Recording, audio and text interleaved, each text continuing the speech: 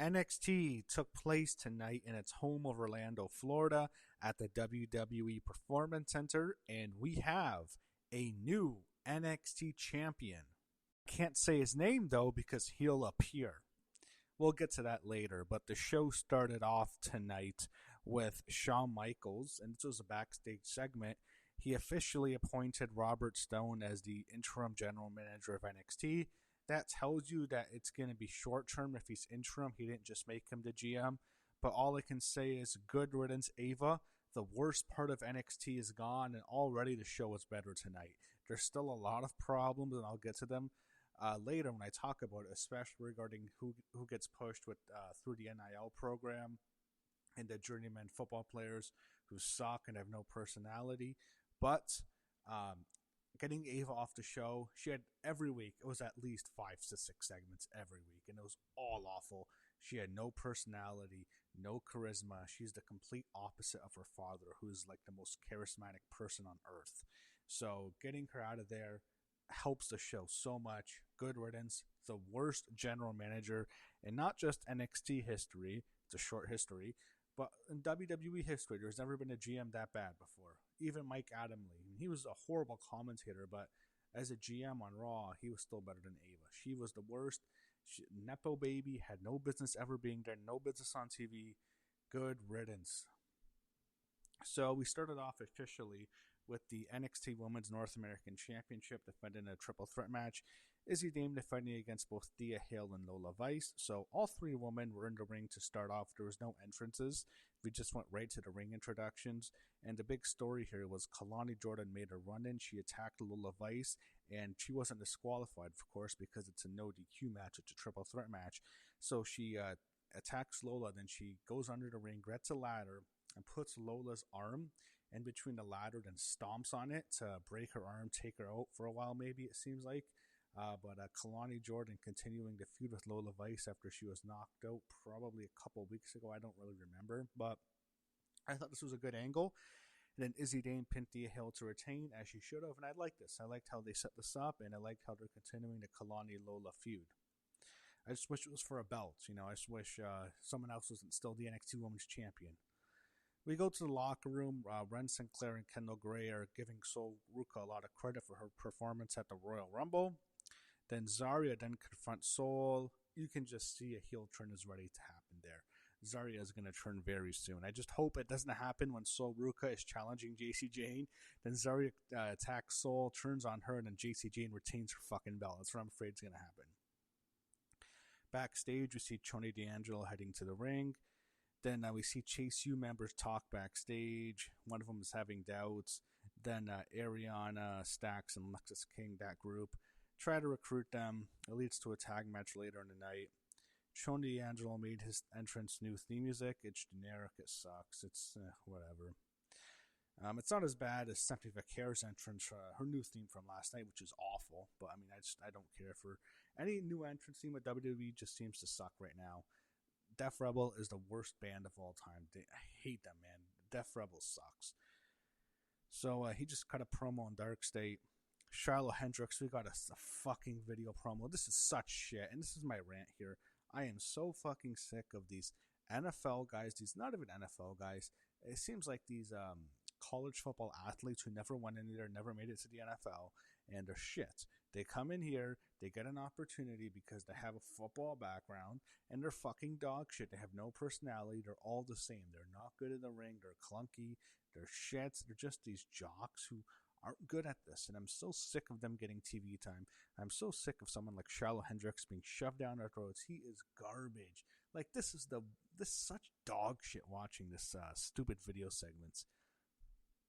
Elio Lafleur, the French luchador, was out next. Then we get another shit football player promo from Jasper Troy. I'm just so fucking sick of it. It's different from like the Shiloh Hendricks one, which was just cringe. This is just so generic. Oh, yeah, I'm a big tough guy. Like, it's nothing to him. There's no substance. It's like he's trying to remember his lines, not to mess up. I don't feel any, there's no presence to him. There's no aura to him. He's just a big, clunky ex-football guy who got in through the NIL program. That's all I see in Jasper Troy. It's all I see in Charlotte Hendricks. It's all I see in Josh Briggs. It's all I really see in Keanu Carver, who's getting a push now, unfortunately. There's a million of these guys. They're all the same. So then we get Elio Lafleur against Charlie Dempsey.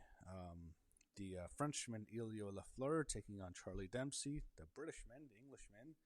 Of course, he's the son of William Regal.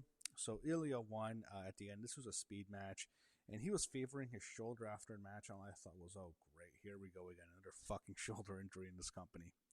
Joe Hendry was interviewed by Kelly Kincaid backstage before his title match. He cut a decent promo, and you can just tell the how he was cutting it. There's a good chance he's going to win this match. It seemed like he was almost a little bit nervous because he knows, it's go time now. Zari and Sol Ruka were out next. After the break, the Elegance brand made their entrance, and we get the TNA Knockouts World Tag Team Championship defended.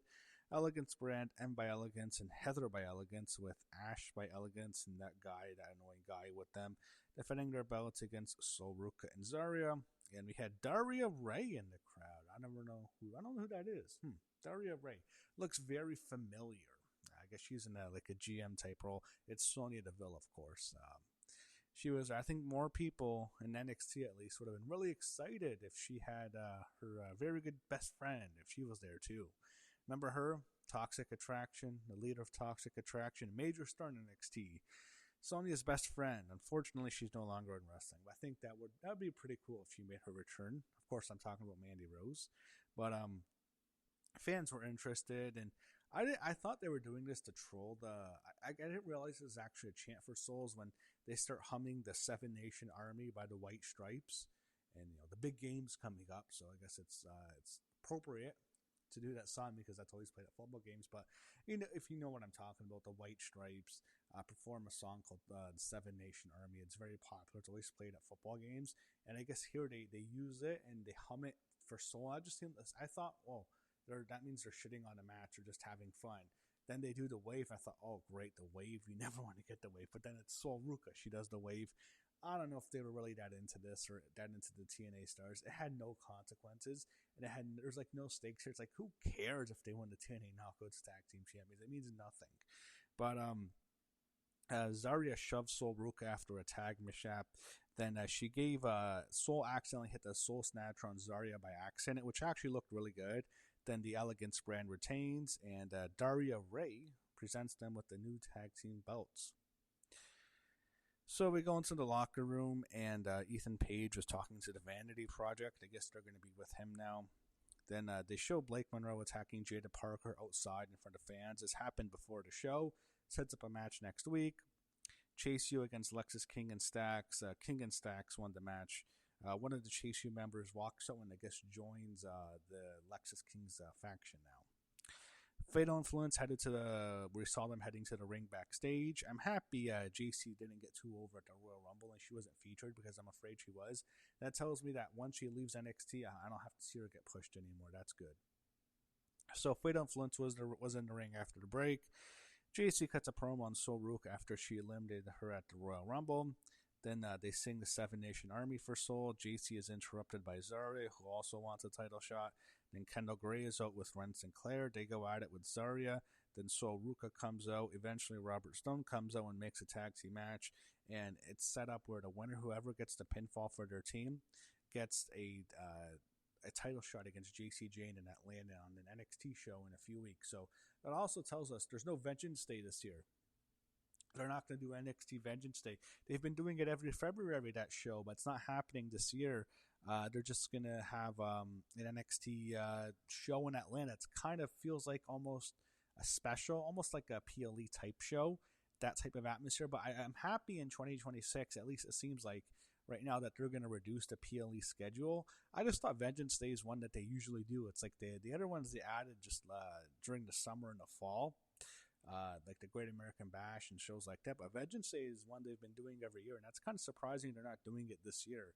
And if they were going to do it, it would have been announced by now. Tickets would have gone on sale, but there is no Vengeance Day. I wonder even if they're going to do Stand and Deliver. I assume they would because it's Mania week and they're guaranteed an audience, but that really hasn't even been announced yet. But that's what we know now. I'm afraid. So I think Soruka is going to win the match next week for her team.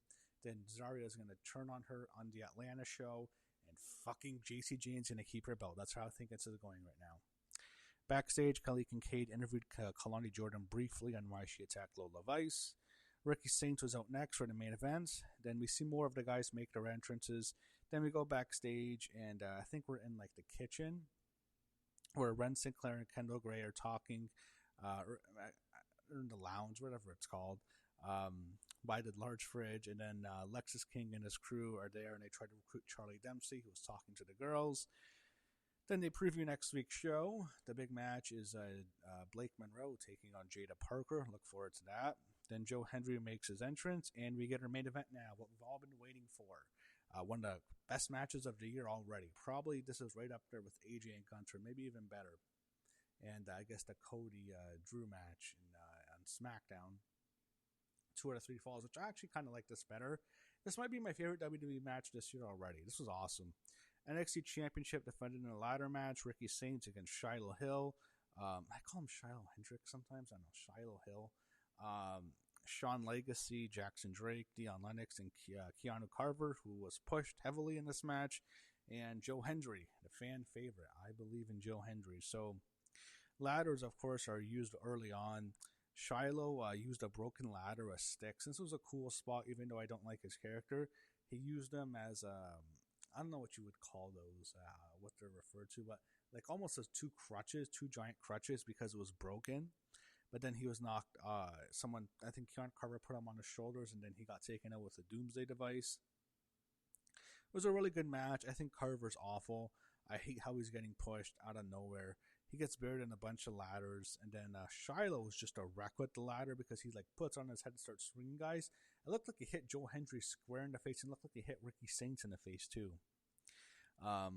And then eventually later in the match, Carver rises from the ladders, goes crazy, destroys a bunch of guys, threw someone into the circular structure on where the crowd is. He got thrown right under it, and he went through the wood. He went crazy there. Eventually, he's on the top with Ricky Saints. He climbs the ladder, but then Ricky knocks him off the ladder, and he bounces off the ropes, and he goes crashing through a ladder that was set up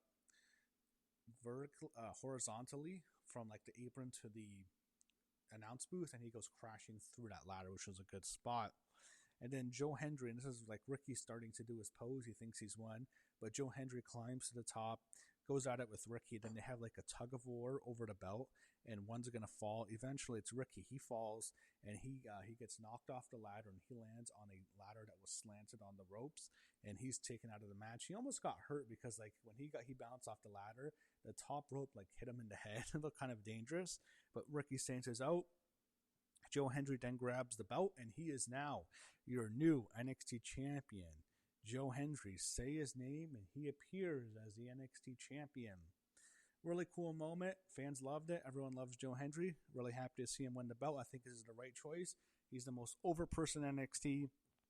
He's presented more as a comedy guy, but fans take him seriously. I think this was the right move. I think this helps NXT, and I think the show has improved instantly. Having someone as over as him as champion is going to make the show a lot better, and I hope he gets a decent title reign, because they tend with baby faces to not give them long reigns in NXT. I don't know if people have noticed that.